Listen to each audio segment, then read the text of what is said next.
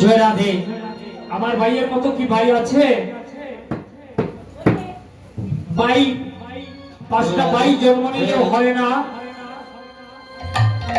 এই সংসারে কারো আছে দুনু ভাই, কারো আছে তিনটা ভাই, কারো আছে চারটা ভাই। কলির যুক্ত বিয়ে করে কদিন পরেই ভাই আলগা হয়ে যায়। আলগা হয়ে গেলে এক ভাই আরেক ভাইকে কখনো সাহায্য করে না।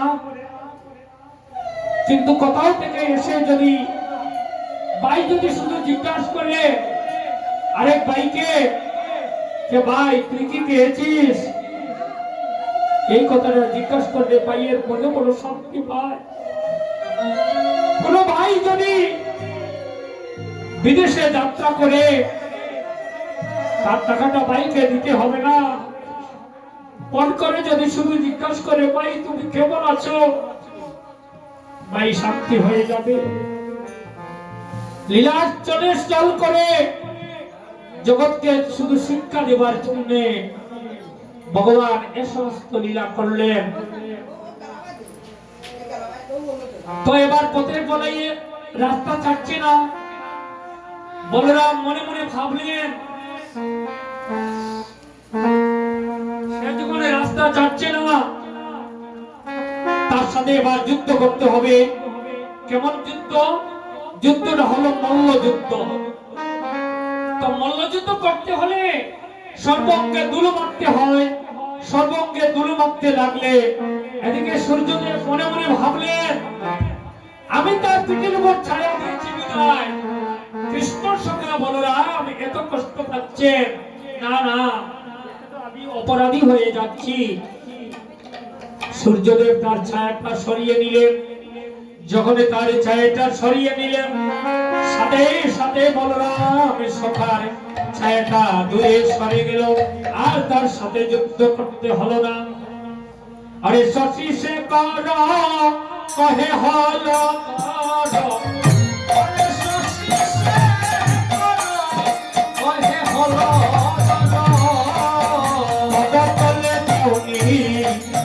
শনি রে ভোলাই অতলে যাওনি চানি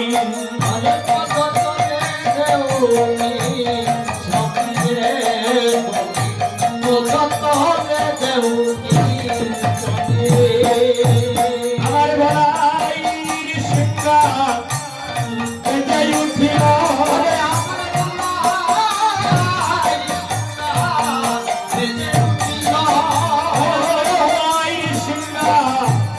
বেজে উঠিল আজ বেজে উঠিল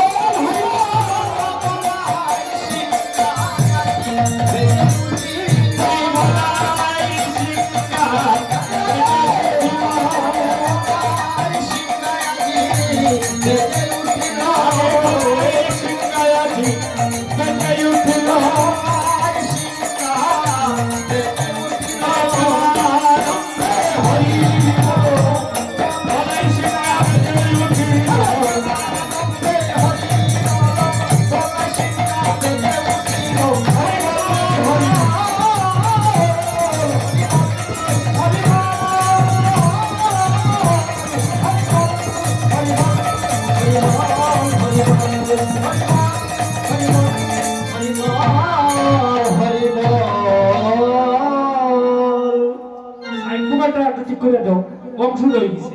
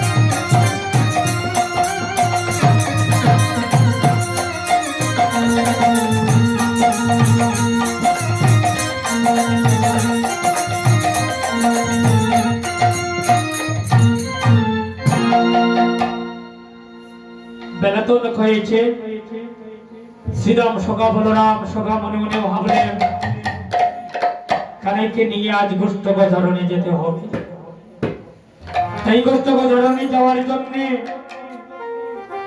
কথা ভাব দিলেন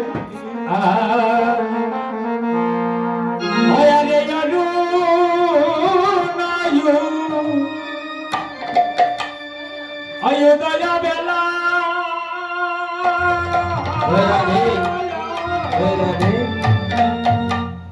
अरे जाता कृष्ण लया लया मेला रे बोलिए दया बेला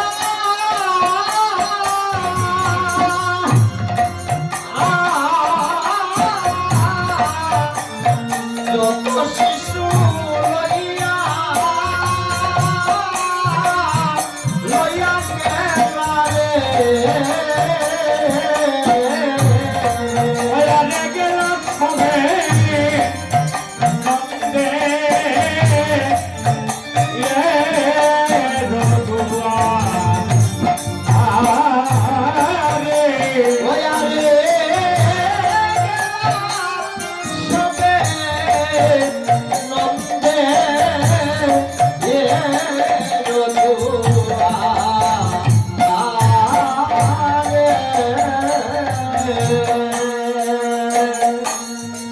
কি করলেন? সর্বে রাখালগণে সম্মিলিত হইয়া কানাই যখন আজ গোস্ত বাজারে যাইতে ইচ্ছা করছে না, আমাদের সবাইকে কিন্তু আজ কানাইয়ের বাড়িতে যেতে হবে। সেখানে গিয়ে শ্রীরাম সখা সুদাম সখা অর্জুন সখা সব সারি সারি ভাবে দাঁড়িয়ে আবার কানাইকে বলতে লাগলো, আয় তুমি যাবে কি না?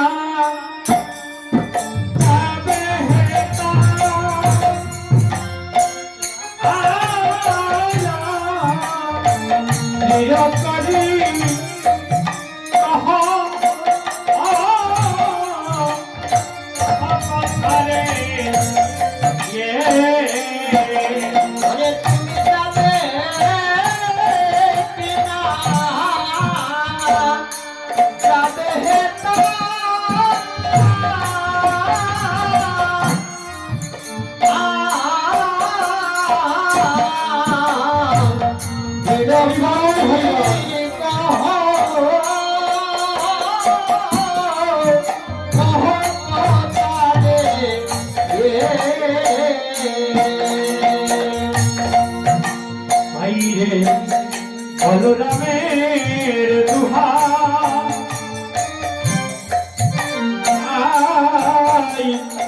দোহাই দেই তোমারে রে, ওরে বলরামের দোহাই দেই তোমারে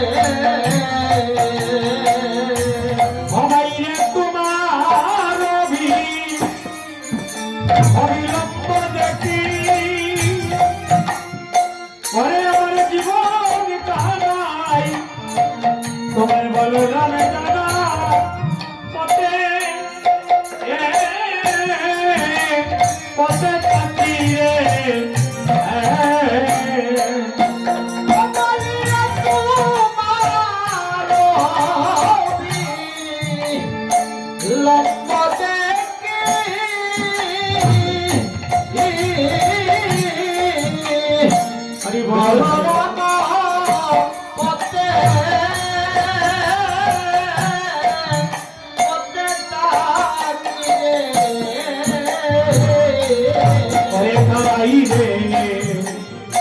ঘরে পাঠাইল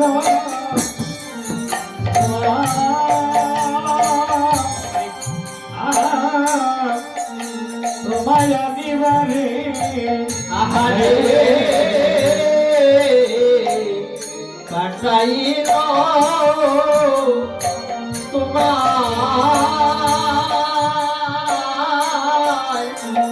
তোমায় আনিবারে। দেখো কানাই,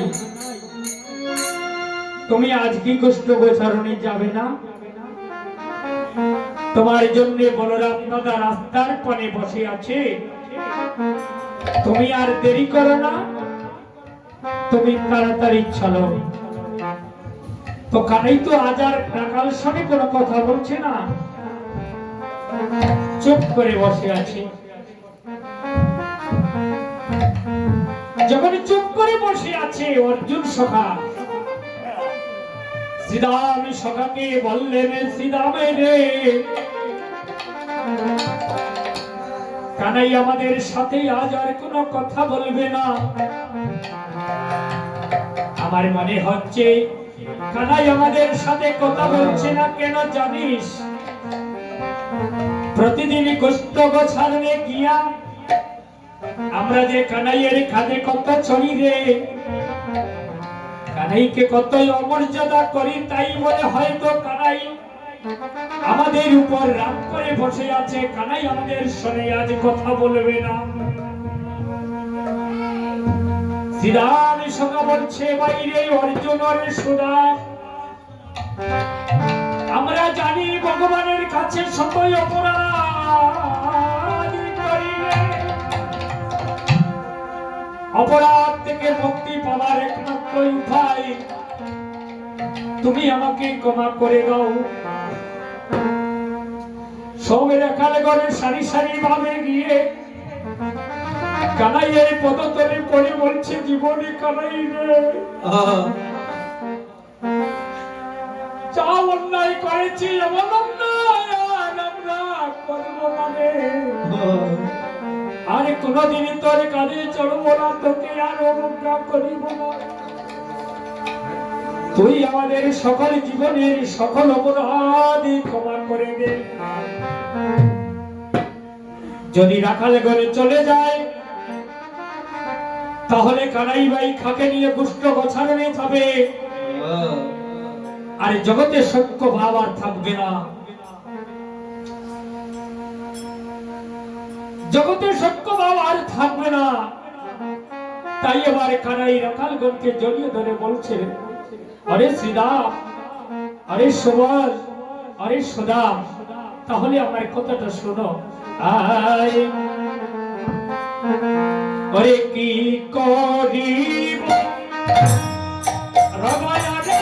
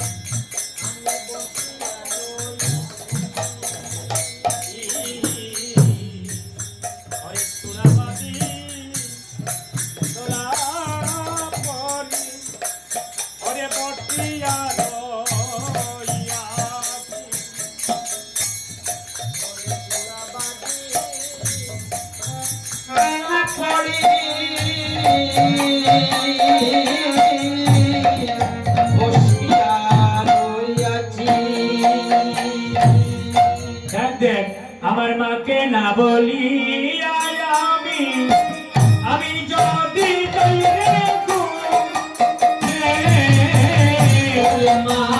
মাকে না বলি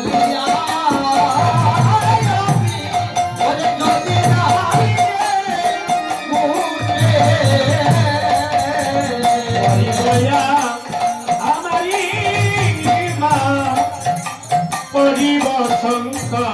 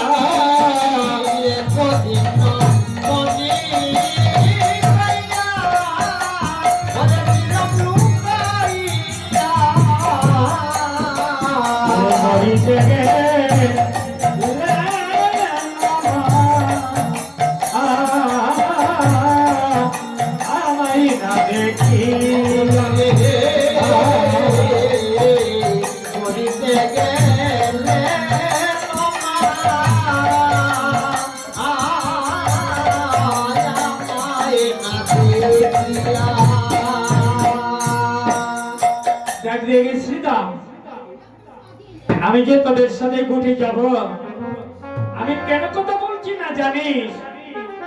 কারণ আমি অন্তরে অন্তরে জেনে নিয়েছি,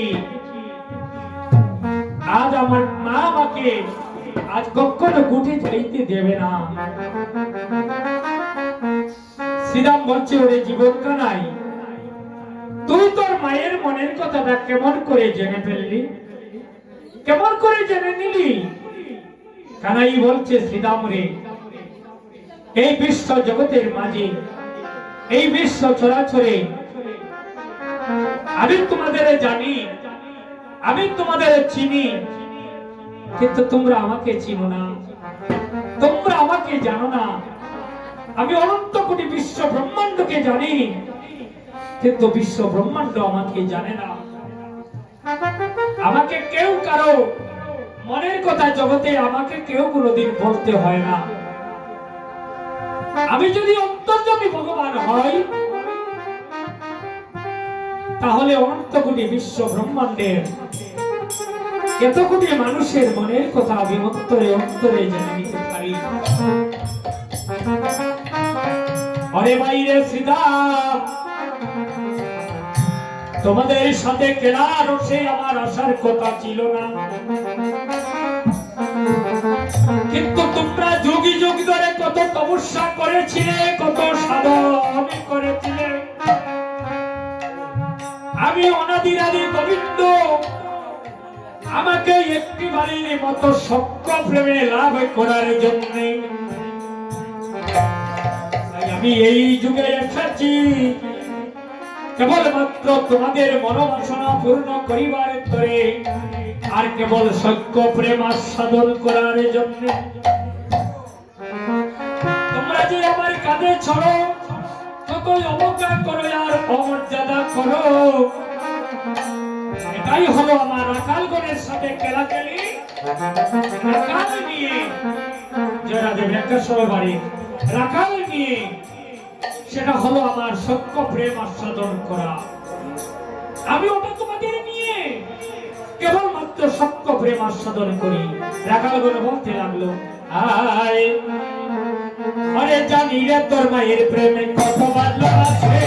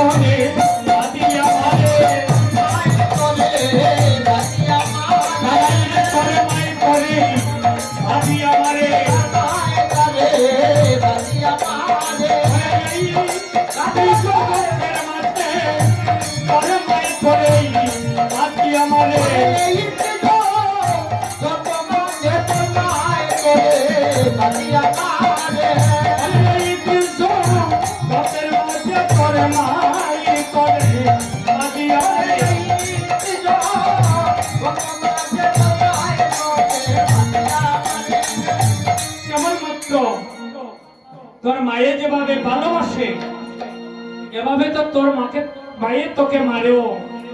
তোর মায়ে যেভাবে তোকে মারে, এই মধুময় শ্রীরাম বৃন্দাবনে আর কারো মা কারো পুত্রকে এমন ভাবে মারে না।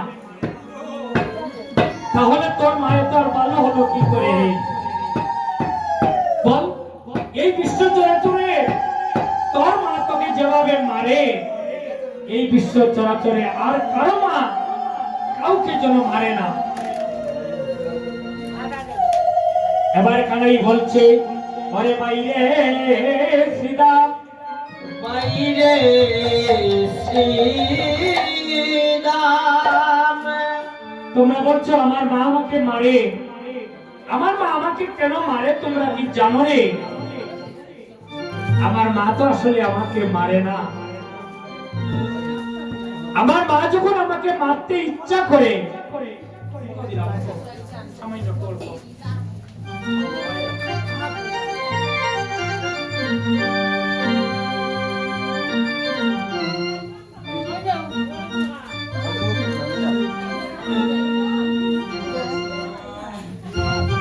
আমার মা আমাকে মারে কেন জানিস? এই মা আমাকে কত কষ্ট করে, কত সাধন করে আমাকে লাভ করেছে রে। তোমরা বলছিস আমার মা আমাকে মারে, আসলে তো মা তো আমাকে মারে না।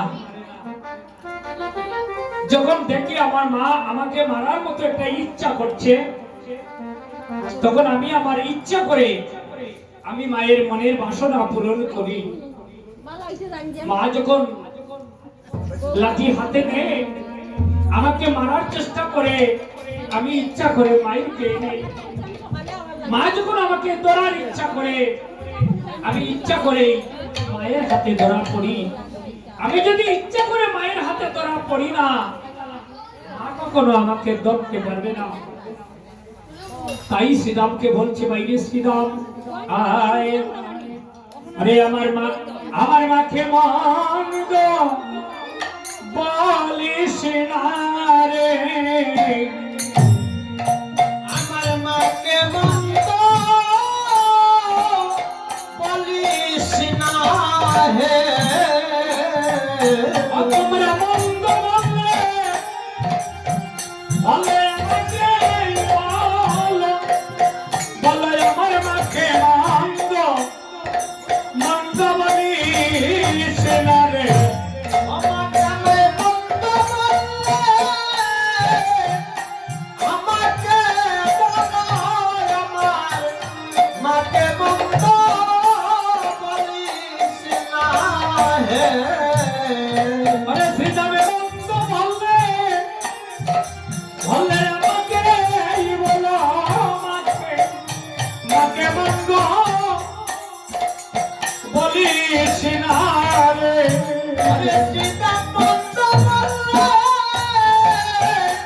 আমাকে বলো, আমার মাকে মন্দ বলিস না হে। আরে শ্রীরামরে মরিলে আর মা পাবে না। সীতামরে মরিলে আর মা পাবে না। মরিলে পাবে না। ওরে মরিলে আর মা পাবে না। ওরে রাজ্য বলো, কোনো সময় পাবে না। মরিলে আর মা পাবে না। সীতামরে রাজ্য কথা হরি বল, হরি সবে পাবে মা মরিলে আর মা পাবে না। আরে শ্রীরামে রাজ্য বলো, ধন সবই পাবে, তোমার মা মরিলে আর মা পাবে না। ওরে রাজ্য কথা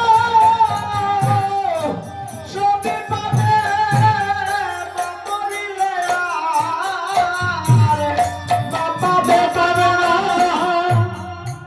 বাইরে শ্রীরাম, আমার মাকে মন্দ বলিস না। দেখ দেখ, এই জগতের বুকে যাদের মা নেই, তারা কেবল মা হারানোর ব্যথা জানে। যাদের পুত্র নেই, তারা পুত্র হারানোর ব্যথা জানে। যাদের স্বামী নেই, তারাই কেবল স্বামী হারানোর ব্যথা জানে, অন্য কেউ জানে না। চির সুখীজন ব্যতীত বেদন বুঝবে কেমন বিষের যাতনার বিষে। যাকে কোনোদিন সর্প দংশন করে নাই, সে কখনো সর্পের দংশনে যে কত কষ্ট, ওটা সে কখনো জানবে না। আমি অনন্ত দাস কীর্তনিয়া আপনাদের সামনে কীর্তন করছি, এটা বাস্তব প্রমাণ। ওটা কানাইয়ের কথা নয়, ওটা যশোমতির কথা নয়। আমার মা জগতে যখন জীবিত ছিলেন, তখন আমরা এক অবস্থায় ছিলাম। আমাদের মায়ের ঘরে আমরা 3 ভাই 1 বোন জন্ম নিয়েছিলাম। আজকে কীর্তন করে যখন বাড়িতে যাব, আমার মা আমাকে যে কথাটা বলতেন, ওই কথাটা জগতে আর কেউ বলবে না। মা হারালে মানুষ মনে মনে কাঁদে, জিজ্ঞেস করলে বলে আমি ভালো আছি, কিন্তু মা হারানো ছেলে কখনো ভালো থাকতে পারে না। শ্রীরাম, তুই আমাকে মন্দ বল, তাতে আমার কোনো কষ্ট নাই, কেন তুই আমার সখা। আমি সব দুঃখ সহ্য করে নিতে পারি। কিন্তু আমি আমার মায়ের নিন্দা সইতে পারি না। কেন জানিস? আমি ইচ্ছা করে তো আমার মায়ের ঘরে জন্ম নেই না।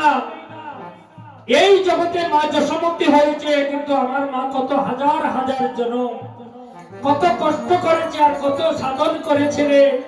কেবলমাত্র আমি ভগবান শ্রীকৃষ্ণকে পাবার জন্য তোমাদের কাছে একটা দৃশ্য, একটা ঘটনা তুলে ধরি। ভক্তের বাঞ্ছা পুরাইতে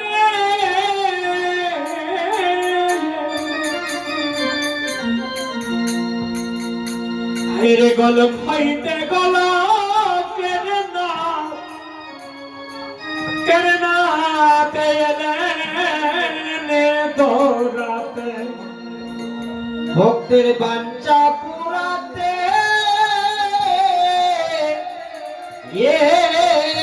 ভক্তের বাঞ্ছা পুরাতে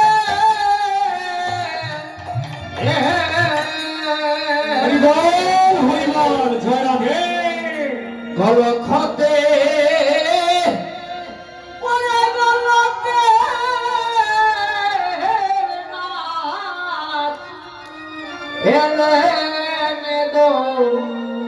দৌড়াতে ভক্তের বাঞ্ছা পুরাইতে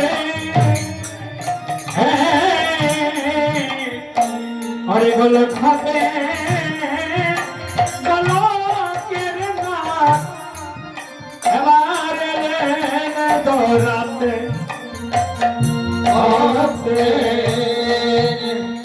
বাঞ্ছা পুরা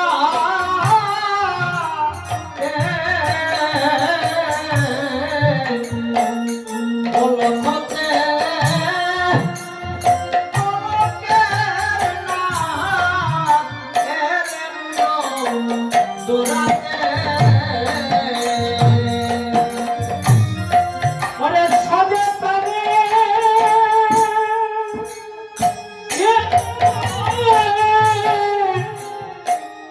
যাই না পাওয়া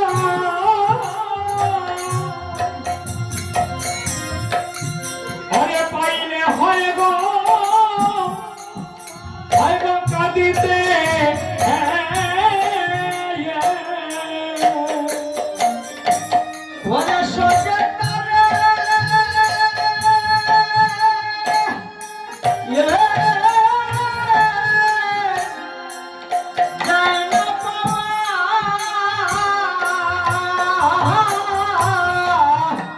ওরে পাইলে হয় গো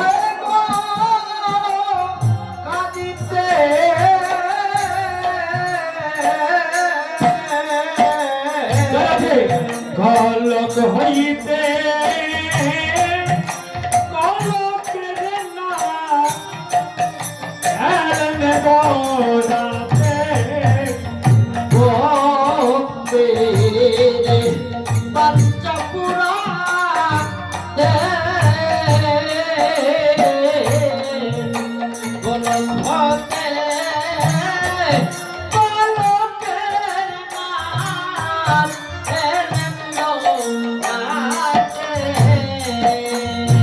সবাই রে এই যে নন্দ যশোদা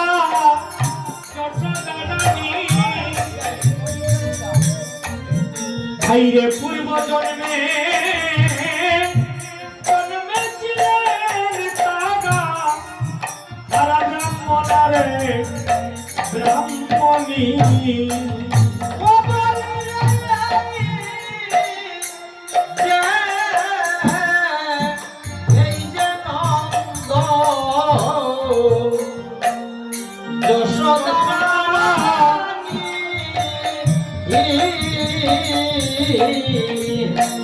পূর্ব জন্মে ছিলেন তারা ব্রাহ্মণ ব্রাহ্মণী আরে তাদের নামে কি ছিল তুমি ওরে কাল কাটাই তো দুঃখেতে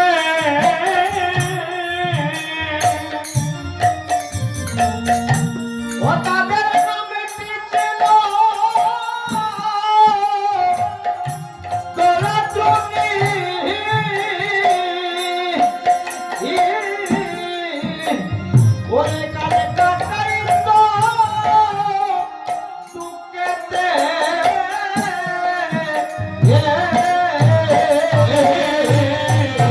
কলম হইতে কলকের নাথ এলেন দৌড়াতে।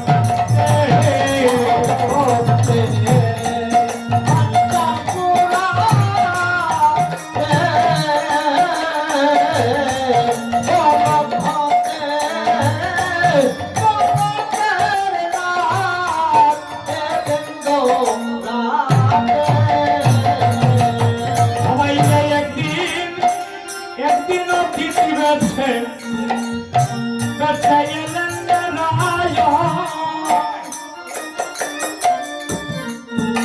ওই ব্রাহ্মণীকে নিকে বলেন শীঘ্র শীঘ্র করাও ভোজন। ব্রাহ্মণীকে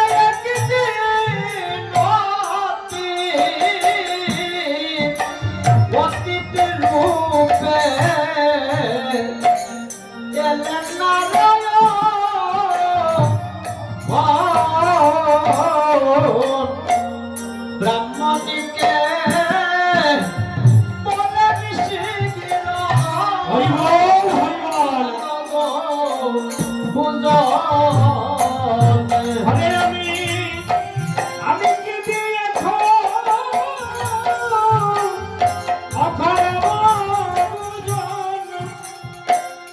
আমার মুষ্টি চাল নাই করাতে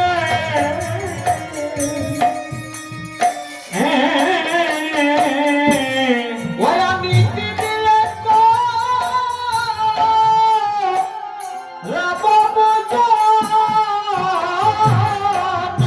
হরিবল আমার মুষ্টি চলে নাই নাই গলেতে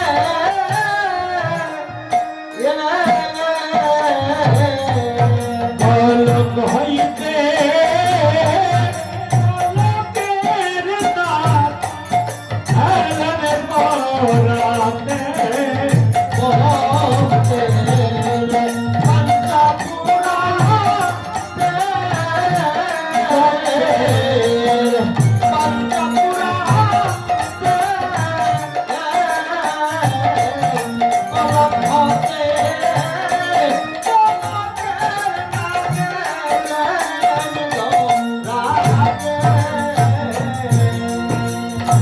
দেখ দেখ শ্রীরাম, আমার মা যশোমতী পূর্ব জন্মে আমার বাবা ছিলেন একজন দরিদ্র ব্রাহ্মণ, আর দরিদ্র ব্রাহ্মণের স্ত্রীও তো দরিদ্র।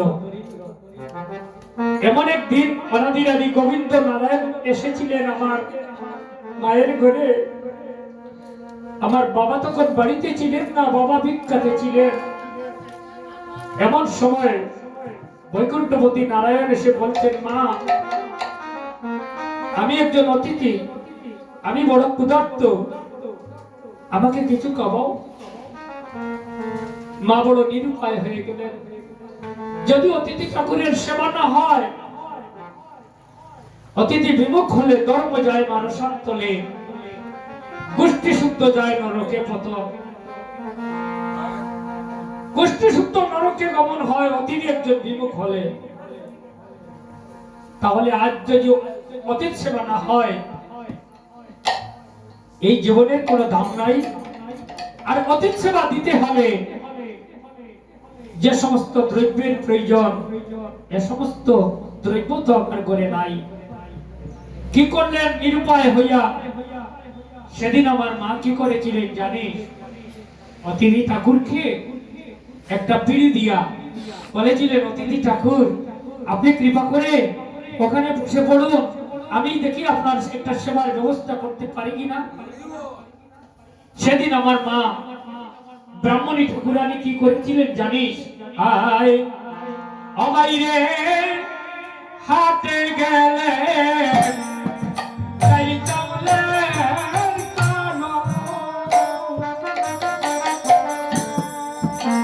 অরে মোদি বলে